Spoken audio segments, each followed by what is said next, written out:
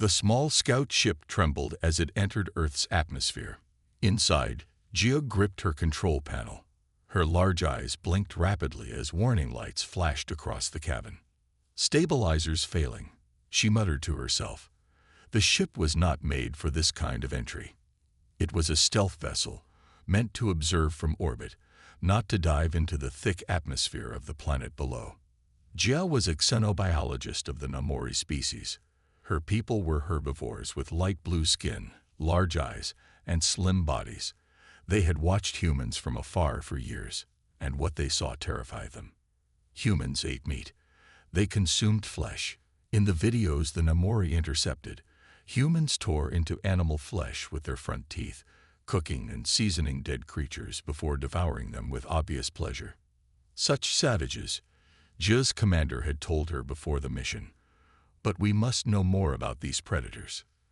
The mission was simple: orbit Earth, collect data, and leave without being detected. But something had gone wrong. Her ship had been spotted, then targeted by some kind of Earth weapon that damaged her engines. Now she was falling from the sky, her ship burning around her. When the craft finally crashed in a wooded area, Jia was knocked unconscious. She woke to strange sounds and the smell of smoke. Her head throbbed as she tried to move. One of her 4 fingers was broken. Blue blood trickled from a cut on her forehead. Heavy footsteps approached. Through the cracked viewport, Jia saw them. Humans. Tall, strong creatures in green uniforms, carrying weapons. They looked even more frightening in person than in the videos. They will eat me, she thought, remembering the human broadcasts where they spoke of having someone for dinner and being hungry enough to eat a horse. Her people had studied human languages, but found many phrases confusing. These ones seemed clear enough, though. Humans ate other creatures, and now they would eat her. The humans forced open the damaged door of her ship. Jia pressed herself against the far wall, her heart beating wildly in her chest. "Please don't eat me," she said in her own language, knowing they wouldn't understand. "I am a scientist. I meant no harm." The first human to enter was taller than the others. Male, Jia thought, based on their research. He wore a different uniform with extra markings. He said something to the others, who lowered their weapons. "Can you understand me?" The tall human asked, speaking into a small device that translated his words into basic Namori. Jia's eyes widened. "You speak my language." "Through this translator," he said, holding up the device, "I am Captain Han of Earth's United Defense Force.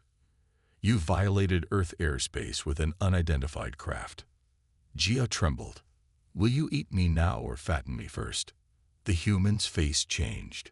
His eyes widened, and his mouth opened slightly. Was this the expression they made before feeding? Jia had studied human facial expressions, but seeing one up close was different.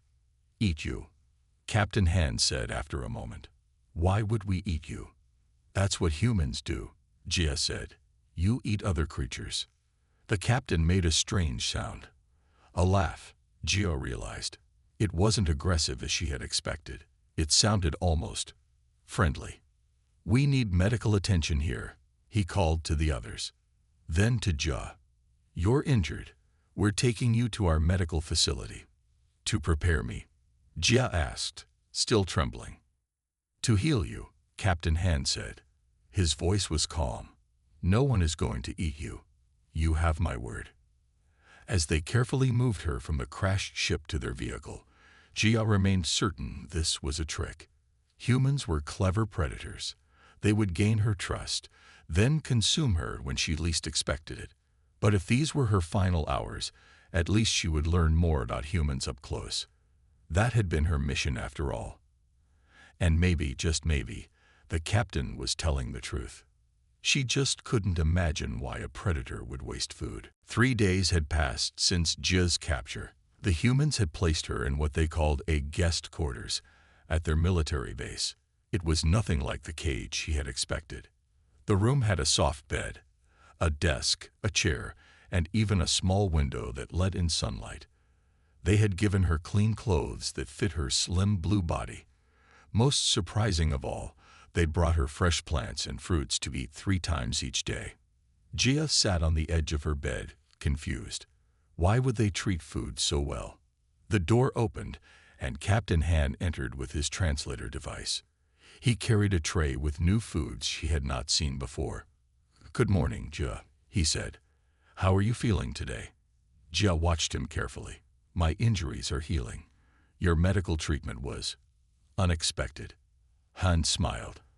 "I brought some new food options. We're still learning what your species can eat safely." He placed the tray on the desk. There were colorful vegetables and fruits, all cut into small pieces. "Why do you care what I eat?" Gia asked. "Why not just feed me scraps until you decide to eat me?" Captain Han's smile disappeared. He sat in the chair across from her. "Gia, I've told you several times now. Humans do not eat intelligent beings. It's against our most basic moral code." "But your broadcasts," Gia began, "show us eating animal meat." "Yes," Han nodded, "but never intelligent beings. Never anything that can talk or think like you can." Gia wasn't convinced. "Then why keep me here? Why treat my injuries? Why feed me good food?" "Because that's how we treat guests and visitors," Han explained patiently. "Even unexpected ones who crash into our forests." He pulled out a small device and placed it on the desk. It projected images of Earth, its continents, oceans, and cities. "Today I wanted to teach you about our world," Han said, "and learn about yours, if you're willing." For the next hour, Captain Han showed Gia images of Earth. He explained about oceans, mountains, deserts, and forests. He showed her pictures of different human cities and their various cultures. "Humans are not all the same," he told her. "We have many different groups with different traditions, but none of us eat other thinking beings." Still doubtful, Gia shared some basic information about the Namori. She explained how they lived in large underground cities on their home planet, how they grew their food in special light chambers, and how they had developed space travel only in the last 50 years. "Fascinating," Han said. His eyes seemed to light up with each new fact. Was this hunger for knowledge, Gia wondered, or hunger for her? As Han prepared to leave, he turned at the door. "By the way, I wanted to invite you to dinner tomorrow night." Gia froze. Her heart beat faster. "Dinner?" she stammered. "Yes," Han said. "My sister Minna is an excellent cook. She's curious about you and wants to prepare a special meal that you might enjoy." Gia's large eyes grew even wider. This was it. The fattening period was over. Tomorrow she would be the meal. I understand," she said quietly. Han looked pleased. "Excellent. I'll come get you at 18:00 hours." After he left, Gia sat motionless on her bed. Tomorrow she would die. They would take her to this Minna, who would cook her into a special meal. Yet part of her was confused. If they planned to eat her all along, why teach her about Earth? Why learn about her people? Why the pretense of friendship? Maybe it was all part of the preparation. Maybe humans believed that fear made meat taste bad, so they kept their prey calm until the end. As night fell, Gia looked out her window at the stars. Somewhere up there was her home. She would never see it again. "I will face tomorrow with dignity," she whispered to herself. "I will be brave." Little did she know that dinner would change everything she thought she knew about humans. At exactly 18:00 hours, Captain Han arrived at Joe's door. He wore different clothes than his usual uniform, softer-looking fabric in dark blue. "Ready for dinner?" he asked cheerfully. Gia stood tall, her slim blue body tense. "I am ready," she said, trying to keep her voice steady. If this was her last night alive, she would not show fear. Han led her outside for the first time. The sun was starting to set, painting the sky in orange and pink colors. Under different circumstances, Gia might have found it beautiful. They walked to a small vehicle, and Han opened the door for her. "It's about a 15-minute drive to my home," he explained. Gia's heart beat faster. They were going to his home, not to a public eating place, Would fewer humans witness her consumption? Perhaps that was more polite in their culture. During the drive, Jia looked out the window at the human settlement. There were buildings of different sizes, trees planted in rows, and other humans walking on paths beside the road. Everything seemed so normal, not like the den of savage predators she had imagined. They stopped at a small house with plants growing around it. Han led her to the door. "My sister is excited to meet you," he said as he opened it. Inside, Jia smelled something that made her nose twitch. It was the scent of cooked food, but nothing like the meat smells she had feared. Instead, it reminded her of the fresh plants the humans had been giving her. A female human stood in what Jia recognized as a kitchen area. She was shorter than Han, with long black hair tied back. "Jia, this is my sister, Mina," Han said. "Mina, this is our visitor, Jia." Mina smiled widely. "Welcome to our home. I've been so curious about you." Jia looked around nervously. Where were the cooking tools? The big pots for boiling? The cutting tables? "Please, sit down," Mina said, pointing to a table with 3 chairs. "The food is almost ready." Confused, Jia sat at the table. Han sat across from her while Mina returned to the kitchen. Jia watched as Mina lifted the lid from a pot, releasing steam and a pleasant smell. "My sister is a chef," Han explained. "She specializes in plant-based foods. When I told her you were herbivorous, she was excited to prepare something special." Jia blinked in confusion. "Plant-based? Not meat." "Of course not," Han said. "We want you to enjoy the meal." Mina brought several dishes to the table. There were colorful vegetables, grains, and fruits, all prepared in ways Jia had never seen before. Some were cooked, others raw. Some were mixed together with sauces that smelled sweet or tangy. "I researched which earth plants might be most similar to what you described from your world," Mina explained as she sat down. "Everything should be safe for your digestive system." Jia stared at the food, then at the humans. You prepared this for me to eat." "Yes," Mina said, looking concerned. "Is something wrong?" "But I thought—" Jia stopped, embarrassed. "I thought I was going to be the dinner." There was a moment of silence.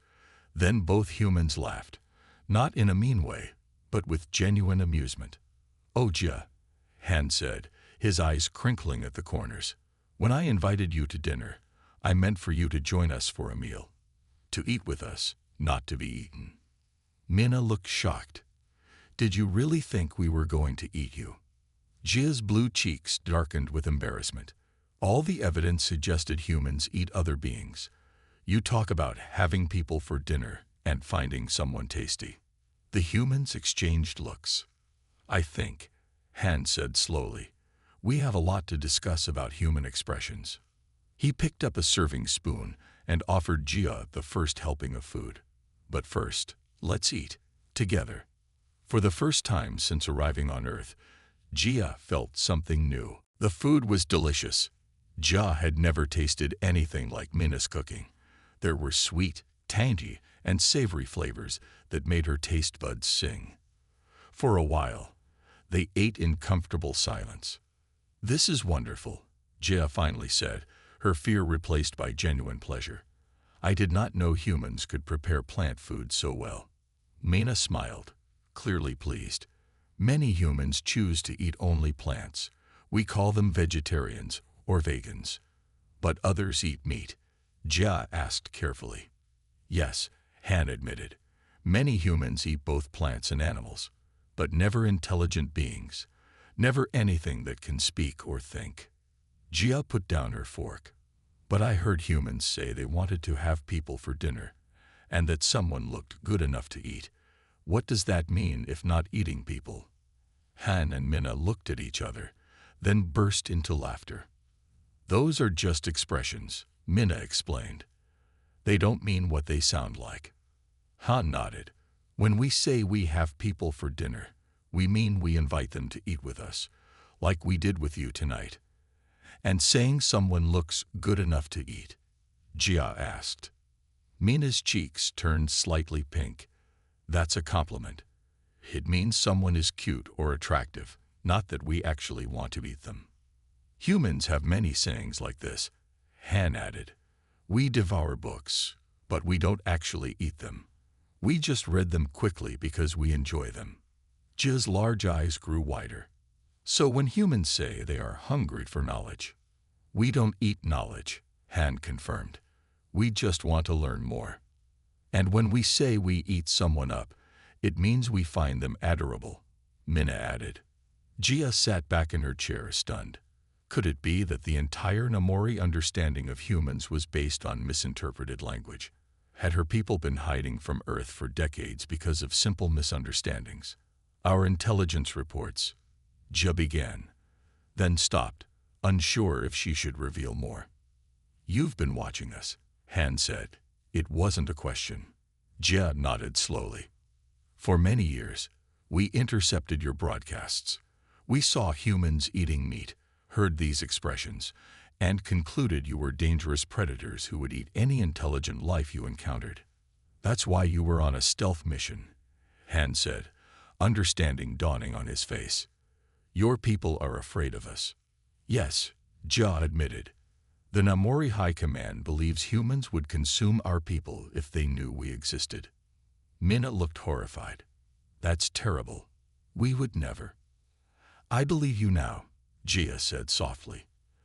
But my people don't know what I've learned. They still think humans are monsters. Han leaned forward, his expression serious. Jia, do you think you could help us change that? Could you help us make peaceful contact with your people? Jia considered this. Her mission had been to observe and report back, not to reveal herself or make first contact. But everything had changed when her ship crashed. It would be difficult, she said carefully. The Namori are peaceful, but very cautious. They won't believe me without proof. What kind of proof? Minna asked. Jia thought for a moment. They would need to see that humans don't eat other intelligent beings, that you respect life, that your expressions don't mean what we thought. Han smiled. I think we can arrange that. As they finished their meal, Jia felt a strange new feeling. For the first time, she was seeing humans not as predators to fear, but as potential friends, perhaps even allies. There's one more human expression I should teach you, Han said with a warm smile. We say that breaking bread together means sharing a meal as friends or family. It's one of our oldest ways of building trust. Jia looked at the remains of their dinner. Then we have broken bread together tonight. Yes, Minna said. And I hope it's just the first of many shared meals. For the first time since arriving on Earth, Jia smiled. Over the next week, Jia's life changed completely. Instead of being a prisoner, she became a guest. Captain Han introduced her to human leaders who were excited to learn about the Namori. They asked her many questions about her people, their culture, and their technology. Jia was moved from the military base to a small apartment near Han's home.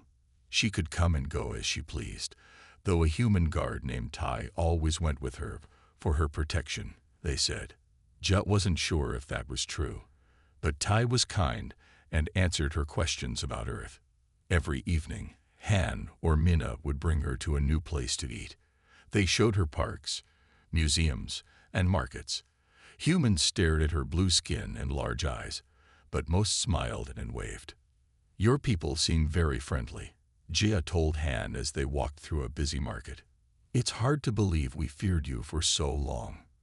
Humans can be dangerous, Han admitted. We've had wars among ourselves, but we've learned from our mistakes. Most humans want peace, not just with each other, but with all intelligent life. Minna took Jia to her restaurant one day.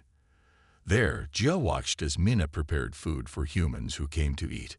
Would you like to try cooking? Minna asked, offering Jia an apron. Me? Cook human food? Jia was surprised. Why not? It might be fun. Together, they made simple vegetable dishes. Jia enjoyed the feeling of creating something that made others happy. When human customers thanked her for the food, she felt a warm glow inside. At night in her apartment, Jia thought about her people. Did they know she was alive? Were they worried? She had no way to contact them. Her ship's communication system had been damaged in the crash. One morning, Han arrived with a serious look on his face. "The scientists have been working on your ship," he said. "They've fixed the communication system." Jia felt her heart beat faster. "Can I send a message to my people?" "Our leaders have discussed it," Han said. "They agree it's time for official first contact with the Namori. They want you to send a message explaining what you've learned about humans."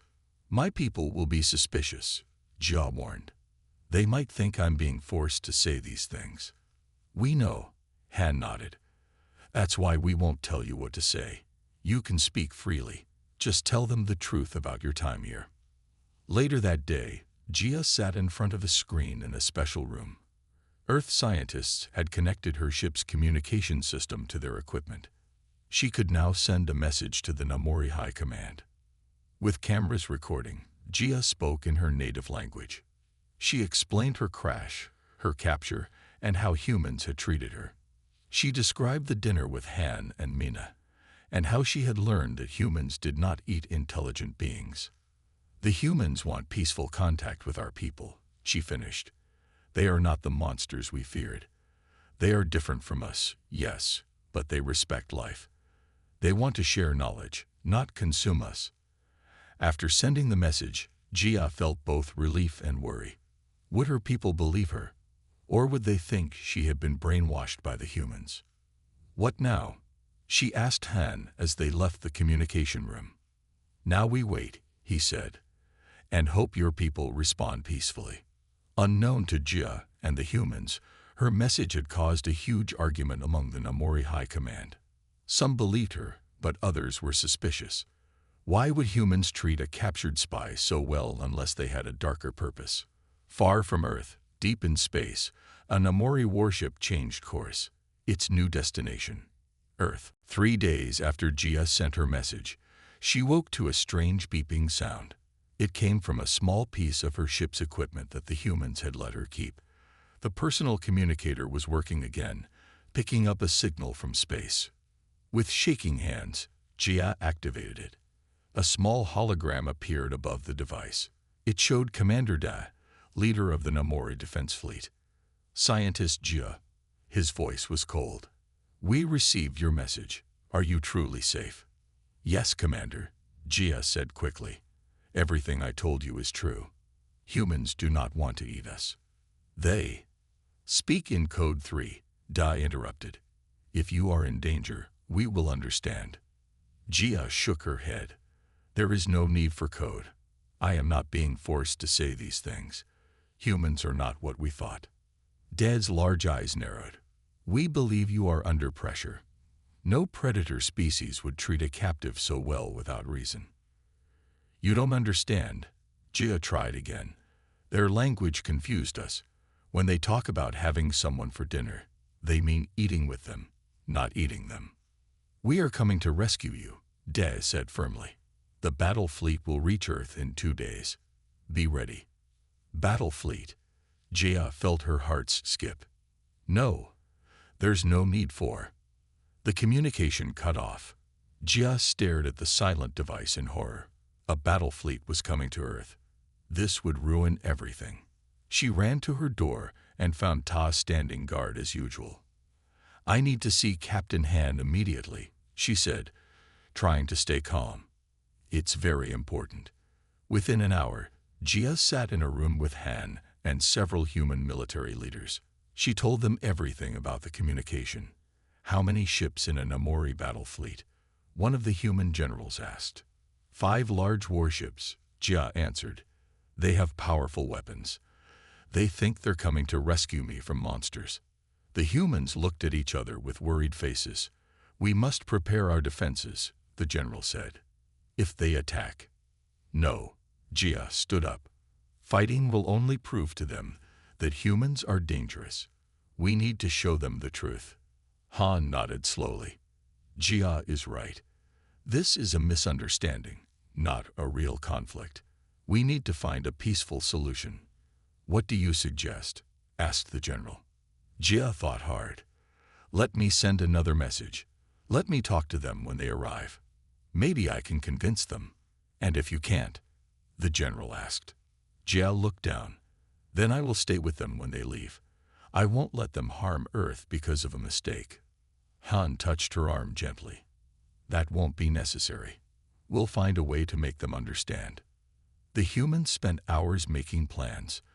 They prepared their ships but kept weapons powered down. They created messages of peace in the Namori language. They gathered examples of human culture that showed respect for life. That night, Jia couldn't sleep. She stood by her window, looking at the stars. Somewhere up there, Namori ships were coming closer. Ships with weapons that could cause great harm. What have I done? She whispered. There was a knock at her door.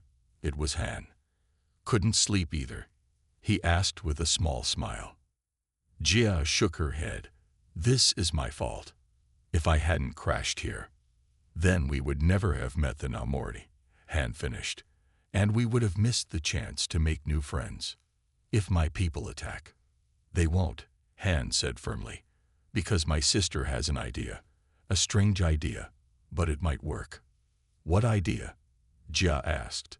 Han's smile grew wider. Minna says if breaking bread together worked for you, maybe it can work for your entire species. Food. Jia stared at Minna in disbelief. Your plan to stop a battle fleet is to offer them food. They sat in a large meeting room at the human military headquarters. Maps and screens covered the walls. Human leaders sat around a table with serious faces. Not just any food, Minna explained. A feast. A huge meal prepared especially for Namori. Food that shows we understand your needs and respect your biology. The human general frowned. How will that stop them from attacking? The misunderstanding started with food. Han said, the Namori thought we wanted to eat them.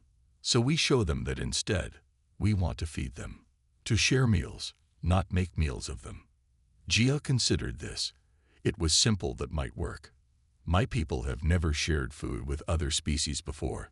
It's not part of our culture. That's why it will be powerful, Minna said. It will be new and unexpected. We need more than just food, the general argued. We need to show strength too. Not weapons, Han said quickly. That will only confirm their fears. Jia had an idea. What about knowledge? Humans value knowledge, yes. You could offer to share science and art. Perfect, Han nodded. Food for the body, knowledge for the mind. For the next day, humans worked non-stop on the plan. Minna and a team of chefs researched and prepared Namori-friendly foods. Scientists gathered information to share. Artists created beautiful images showing humans and Namori together in peace. Jia helped where she could. She explained what foods her people enjoyed and what signals would be seen as threatening. She recorded new messages in her language, explaining the dinner invitation. Will Commander Dai even listen? Han asked, as they worked late into the night. He is strict but not unreasonable, Jia said. If we can make him curious enough to talk before attacking, we have a chance. Early the next morning, Earth's sensors detected the Namori ships entering the solar system. They moved quickly, heading straight for Earth. They're in attack formation, a human officer reported. Send the message now, Han ordered. All channels. Huge transmitters sent Jia's recorded message to the approaching ships. Along with her voice, they sent images of beautiful food prepared for Namori visitors. They showed humans working in kitchens, not with weapons. They showed tables set for a peaceful meal. On the main screen, they watched the Namori ships slow down. They're receiving our message, the officer said. They've stopped their approach. Minutes passed in tense silence. Then a signal came through. Commander Dai's face appeared on the screen. What trickery is this? He demanded. Why do you show us food? No trick, Commander. Jia stepped forward so he could see her. Humans prepare meals to share with friends and allies. They invite you to eat with them, not to eat you. It could be a trap, Dad said, but Jia could hear uncertainty in his voice. I thought the same when I was first invited to dinner, Jia admitted. But I was wrong. Let me show you. The humans sent more images, recordings of Jia's dinner with Han and Minna, of her helping in the kitchen, of humans and Jia eating together and talking like friends. This is not how predators behave, Jia said. Please, Commander, come see for yourself. Bring guards if you must, but come in peace. The silence that followed seemed to last forever. Everyone held their breath. Finally, Commander Day spoke. I will come. One ship only. The others will remain in orbit, ready to attack if this is a trick. When the transmission ended, cheers filled the room.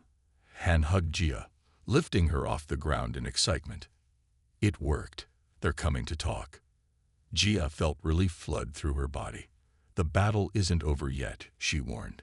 We still need to convince Commander Dai. Then we better make sure this is the best dinner anyone has ever had, Minna said with determination. On any planet, the humans chose a large open field for the meeting. They set up a huge tent with clear sides so the Namori could see everything happening inside. Minna directed a team of chefs who worked at cooking stations visible to all. Tables were arranged in a circle, with plants and flowers as decorations. No hidden spaces, Han explained as they prepared. Everything in the open so they feel safe. Jia nodded. Good. And separate food preparation areas. Yes, Minna pointed to different cooking stations. Human food on one side, Namori food on the other. No mixing that might worry them. Humans in their finest clothes, not military uniforms, worked quickly as the time for the meeting approached. Earth's leaders arrived, looking nervous but hopeful. Are you ready? Han asked Jia as they watched a small Namori ship descend from the sky. No, Jia admitted, but I will do my best. The ship landed at the edge of the field. For several minutes, nothing happened. Then a door opened, and Commander Dai stepped out. He was taller than Jia, with darker blue skin that showed his age and rank. Behind him came 6 Namori guards, all looking tense and suspicious. Jia walked forward alone, as they had planned. Commander Da, welcome to Earth. Dai's large eyes swept over the scene. Scientist Jia, you look, well. He sounded surprised. I am well, she confirmed. Humans have treated me with respect and kindness.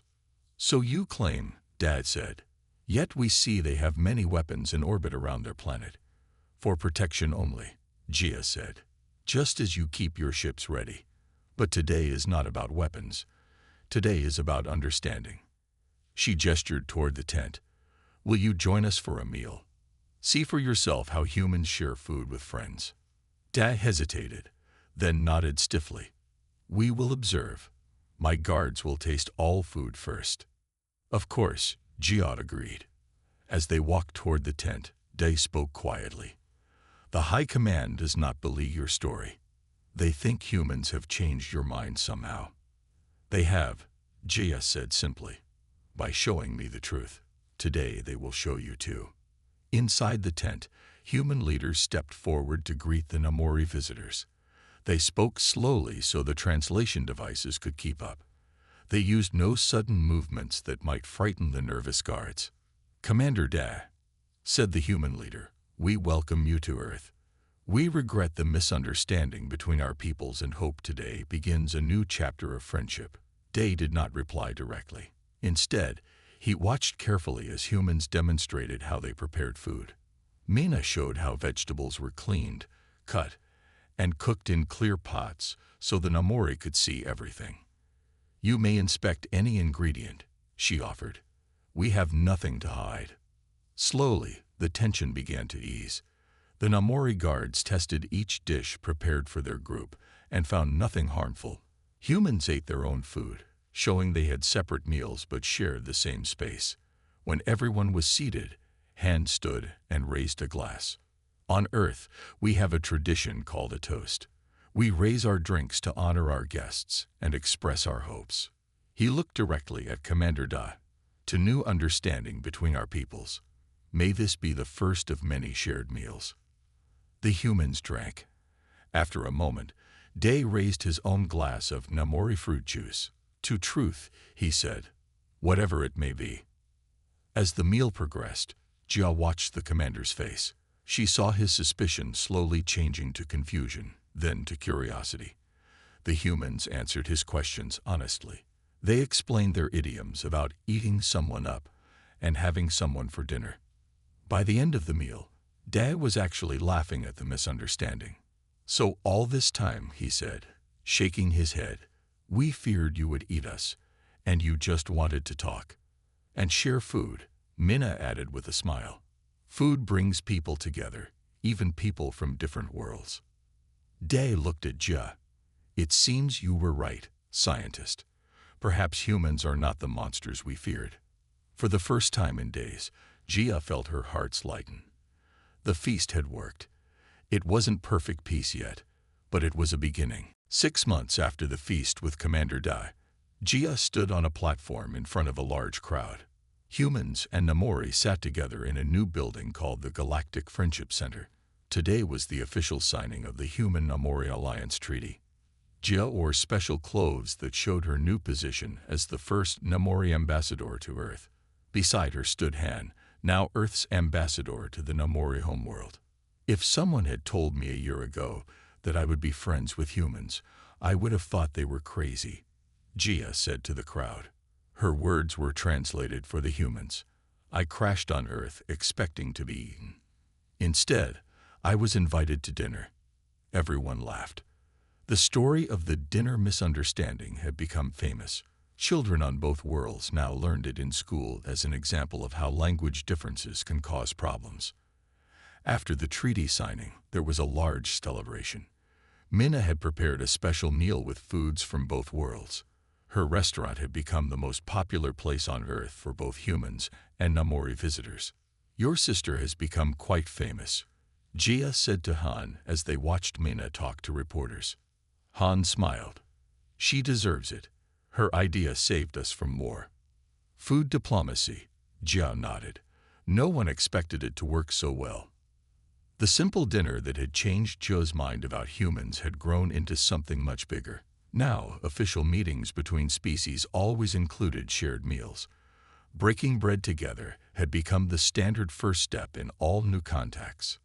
News had spread through space. Other species who had been watching Earth from afar began to send messages.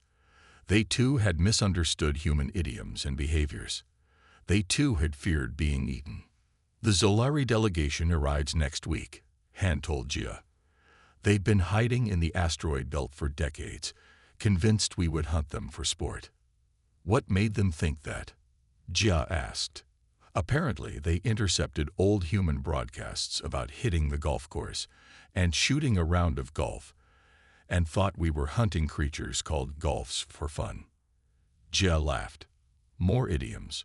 Will humans ever say exactly what they mean? Where's the fun in that? Han grinned. After the celebration, Jia returned to her apartment. It was much nicer than her first room on Earth. From her window, she could see a new spaceship being built. Soon, it would take her home for her first official visit as ambassador. She would show humans her world, introduce them to her family, and help them understand Namori culture. Her communication device beeped. It was Minna. I have news, Minna said, her face excited on the screen. The Galactic Culinary Institute has been approved. I'll be teaching cooking to students from all species. That's wonderful, Jia said. The first of its kind. And I want you to speak at the opening. Minna added. After all, you were my first alien student. Jia remembered her time in Minna's kitchen, learning to chop vegetables the human way. So much had changed since then. That night, Jia wrote in her personal log. When I crashed on Earth, I thought it was the worst day of my life. I expected humans to eat me. I never imagined they would instead share their food, their knowledge, and their friendship. Humans have a saying, the way to someone's heart is through their stomach. I didn't understand it at first. Now I do. Food brings people together. It shows care and respect. It builds trust. The humans didn't eat me the way I feared. Instead, They invited me to eat with them. And that simple invitation changed everything, not just for me, but for all our peoples. Tomorrow, we begin planning the first Galactic Food Festival. Representatives from 12 worlds will attend. Who would have thought that my crash landing would lead to this? That my greatest fear would become our greatest opportunity? I came to Earth expecting to be dinner. Instead, I was invited to dinner. And that has made all the difference. As Gia closed her log, she smiled. The universe was a much friendlier place than she had ever imagined. And it all started with a simple meal between strangers who became friends. The end.